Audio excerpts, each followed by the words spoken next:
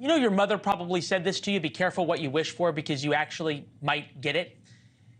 Democrats have been pining to see Donald Trump in a courtroom and ultimately behind bars, maybe from the moment he came down the escalator in 2015, certainly since he wanted to build a wall. Now they are actually having second thoughts about Trump in an orange jumpsuit.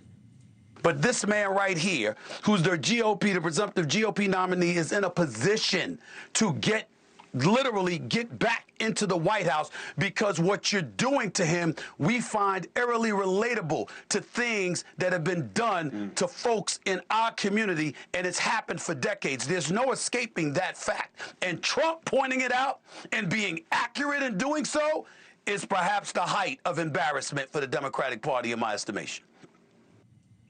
NewsNation contributor, Democratic strategist, LA Times contributor, former House GOP Oversight Committee advisor Kurt Bardella. Okay, segment's up. We just went through your whole resume. Stephen A. Smith wrong? No, actually, he's not. He makes a really good point. There's a reason why you're seeing, in general, President Biden's numbers with the African-American community just fall out from where he was in 2020. And part of that is this relatable feeling that many people of color in this country feel that the justice system isn't fair. And when you have Donald Trump going out there every day passing the camera saying, hey, look, the justice system isn't fair, Stephen A. is right. It's relatable. Well, and to be fair also to Donald Trump, Donald Trump did something about the justice system for African Americans with the First Step Act. Right, right. Okay, let's play this out. Democrats would love nothing more than for Donald Trump to be convicted of a crime, right? That's the idea. Then what? You put him in jail, okay, is Donald Trump aptly put on Truth Social. We're seeing in real time a living martyr.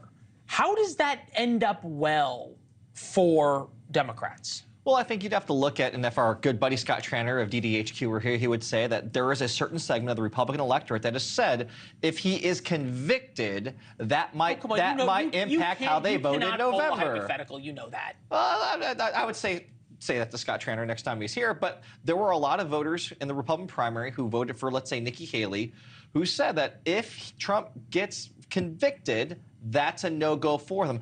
I don't think that a conviction certainly helps him politically. I think the people who feel that way are pretty much already in Donald Trump's camp anyway. I don't think there are new votes there for him to get in that conviction category. There's a lot of people, and you look at Trump's polling, if you want to talk about polling after indictments, from the baseline, first indictment went up 16 points, then picked up a total of 30, then 36, then 40, all the way through. There's a lot of people who do not like Donald Trump, but like less, and I think you talked about it in the African-American community, like less the idea of the justice system being unfair against him. Well, I also think there's this convergence of the justice system and then the election. I think people don't like the idea that a decision can be made about how they could vote in November being taken from them. I think that's part of the resentment right now, that this is all converging at the same time. Is there any talk in Democratic circles of we may be in danger of the dog that caught the car here?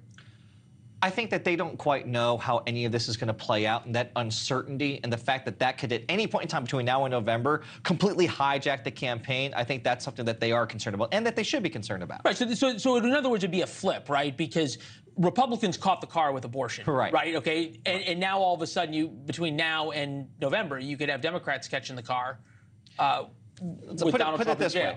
If the conversation is more dominant heading into November about abortion and women's rights, Democrats will win. If the conversation is more about whether or not Trump got a fair shake at trial, that's not good for the Democrats.